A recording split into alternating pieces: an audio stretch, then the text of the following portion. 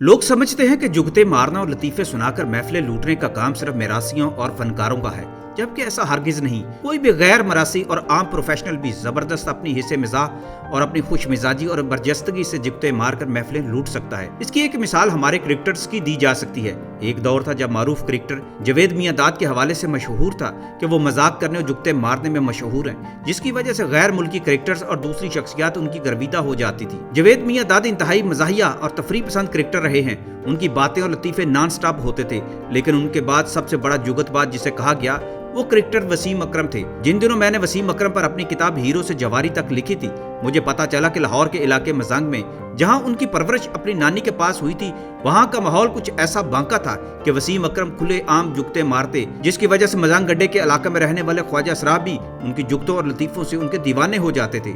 पाकिस्तान के मकबूल तरीन कॉमेडियन अमान उल्लाह खान के ड्रामे इसी वजह से वो शौक से देखते थे। जिन दिनों उनके पास टिकट खरीदने के पैसे नहीं होते थे, वो बागे जना लाहौर के ओपन एयर थिएटर में चोरी छुपे घुसकर अमान उल्लाह खान के ड्रामे देखते और अगले दिन अपने दोस्तों पर वही जुगते मारते थे। वसीम अकरम के अलावा आकब जावेद भी जोरदार जुगते मारने में मशहूर रहे हैं। आकब जावेद से बरसों पुराना ताल्लुक था और मैंने उनके फैमिली मैगजीन नवाए वक्त के लिए कई इंटरव्यूज भी किए थे, इसलिए उनके अंदर छुपी हिस्से मिजाज को देखे बगैर न रह सका। वो इंतहाई गहरी चोट मारने में मशहूर रहे हैं, जिसकी वजह से वसीम अकरम को कई बार गुस्सा भी चढ़ जाता था।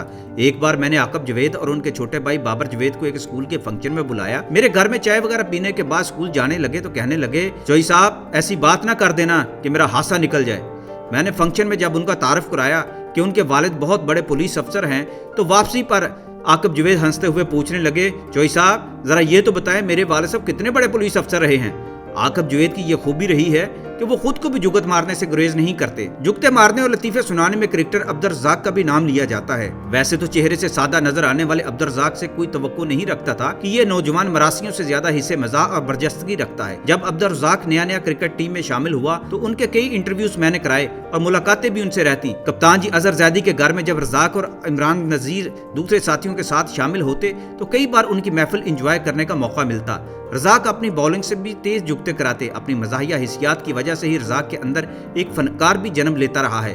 उसने स्टेज के बहुत से फनकारों से अपने ताल्लुकात भी इस्तावार किए। स्टेज फनकार भी रज़ाक की जुगते सुनकर मजा लेते। रज़ाक कहा करते थे कि वसीम भाई यानी वसीम अकरम से बड़ा कोई जुगतबाज नहीं हो सकता, लेकिन वो जवाबी जुगते सुनकर गुस्सा भी करते। हम वसीम अकरम को जुगत मारते थे तो वो माइंड कर जाते थे, इसलिए उन्हें जुगते मारने में हाथ हौला रखते थे, क्योंकि वो टीम के कप्तान भी थे और ऊपर से टीम सिलेक्टर भी। मैंने एक दो बार वसीम अकरम को जुगत मारी, जिस पर उन्होंने माइंड किया। जब हमने वसीम अकरम को ज्यादा तंग करना होता था, हम कुक को कहकर पालक पकवा लेते या फिर बाहर से पालक मंगवा लेते, क्योंकि पालक ऐसी सब्जी है जो वसीम भाई को पसंद नहीं थी। रज़ाक का जुगते मारने में सबसे ज्यादा मुकाबला शुएब मलिक, शुएब अख्तर, शाहिद अफरीदी और मोहम्मद यूसुफ के साथ होता था और अच्छा खासा माहौल गर्म हो जाता था।